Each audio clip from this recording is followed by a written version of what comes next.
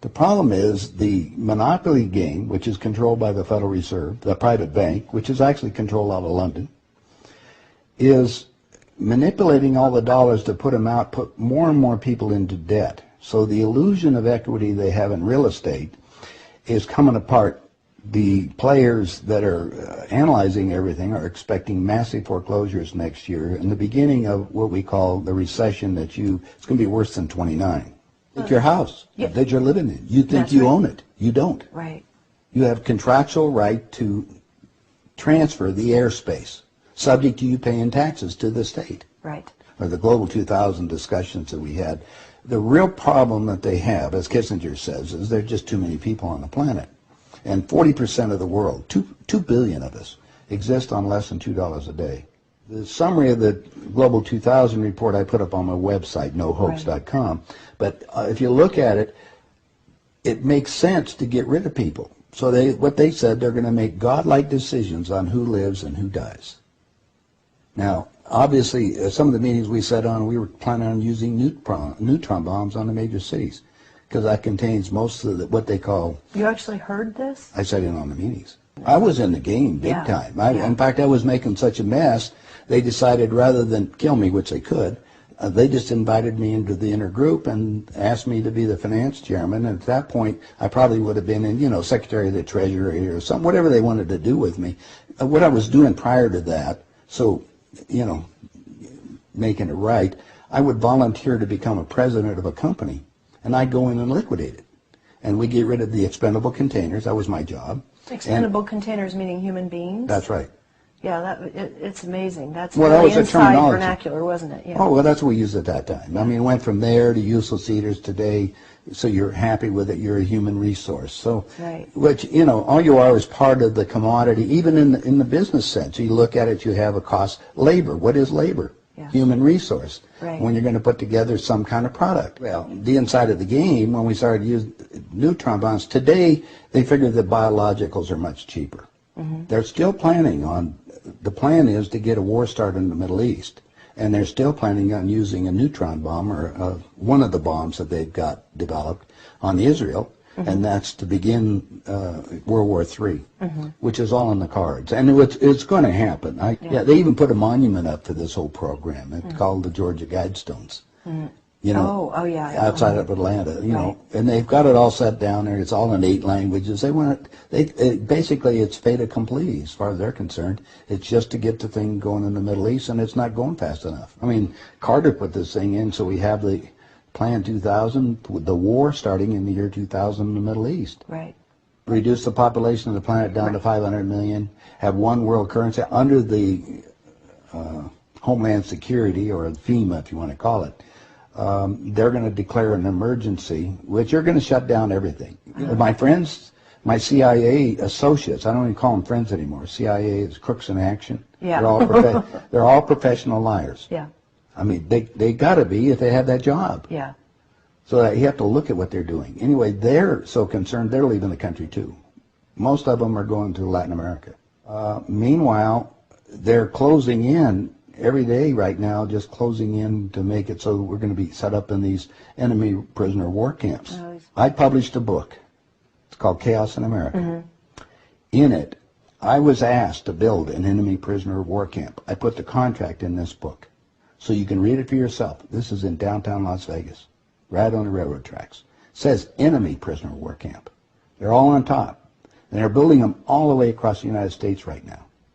Bush signed an executive order taking the old forts and the army places that we shut down to get those organized to hold the so-called dissidents. Now, what's the definition of a dissident? And the problem is that we're going to enslave ourselves, because most of the people want to keep having food coming in, and you're going to follow the line.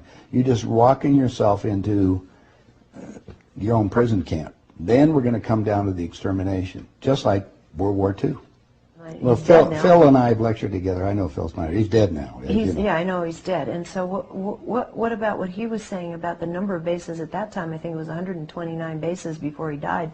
Underground had already been built. Is that all for the elite? Yeah.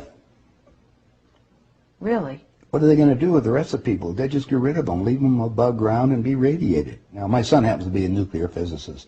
Spent the last 3.5 years in a secret city in Russia. They're about 12 years ahead of us. They have 22,000 nuclear warheads. And of course, we're the target. The Soviets have 3 nuclear submarines on the west coast and 3 on the east coast. They're about 2 football fields in length, 5 stories tall, and they all are nuclear power and aimed at our major cities. Okay. West Coast gone. Well, because the plan is the northern hemisphere is where they're going to release the nuclear bombs, and the theory was that the winds from the North Pole that are coming down, because that's increasing drastically, will go to the equator, and there will be very little spillover because of the reverse of the winds, because of the southern hemisphere. Okay. So therefore, the nuclear radiation here will be a lot more than the southern hemisphere. And this is a fait accompli, you believe? Oh, they think so. Oh, yeah, they think they've won. That's the reason why they don't bother about me talking about it.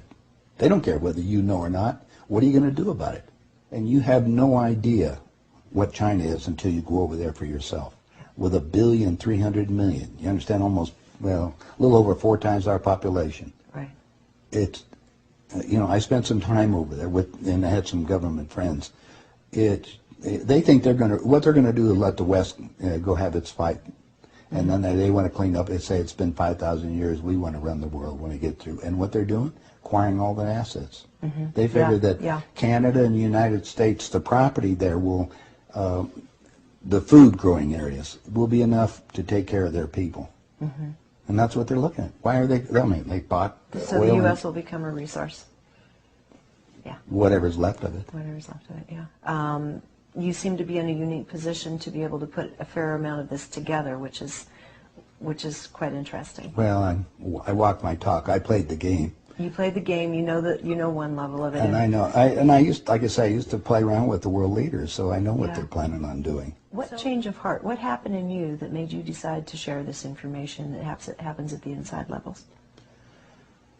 Well, it come back to a moral situation that happened to me, I think. When I flew to Aspen. I brought my 2 daughters up there so they could go skiing. And when I was invited to this meeting. When I walked into the room, the world leaders were there. That's when they asked me to be the finance chairman. As they said, we'd like you to be the finance chairman for the next president of the United States. And the first thing I asked is, why me? And they said, well, we owe you a favor. Remember I told you I volunteered to be president of companies as I went down. And then you'd liquidate, yeah. I didn't charge them anything for it. It was just a game. I see. And anyway, that's what they said. So I thought you'd be good on the team, yeah. I'd be a team player. I just did it because it was, another one of these things. So next thing I asked them, I said, well, wait a minute. I just started this $100 million project. And they said, don't worry about it. We'll put it on ice. And I said, okay, who with? And I said, well, you can do that. Then I said the next thing was, who is going to be the next president? Now, this is 2 years before he became president. Right. They said Jimmy Carter, and I said, Jimmy who? They said, well, he's the Democratic governor of Georgia. And I said, I've been voting Republican. And Paul Volcker said, son, don't worry about it. We control them both. Yeah. And I said, well, I got the next question is, what does a finance chairman do? Yeah. I haven't been doing that. I've been playing all this other stuff. They said, will you sit down with Ted? And so I sat over with Ted Kennedy. He's sitting right next to me. And Ted and I are, he's just joking. He says, George, you're going to love this job. You're really good with money. We're going to send you out to all the state Democratic functions to raise money for the National Democratic Party. And he said, you're going to meet some real foxy ladies.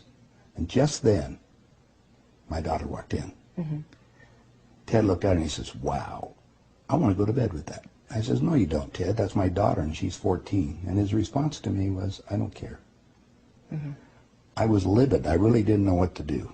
So it was that moment Well, of wait a that minute. personal insult. That was part of it. Yeah. I got up and I walked across the room. Yeah. I then talked to Pierre Trudeau and his wife, who was the Prime Minister of Canada at that time. And I'm sitting in front of them was a little half cigar box full of white powder. And then I'm looking around the rest of the room. I said, my God, something hit me at that point. If the world leaders have to resort to this, I don't think I want to be part of this thing. I mean, even to the Pretty position, dark.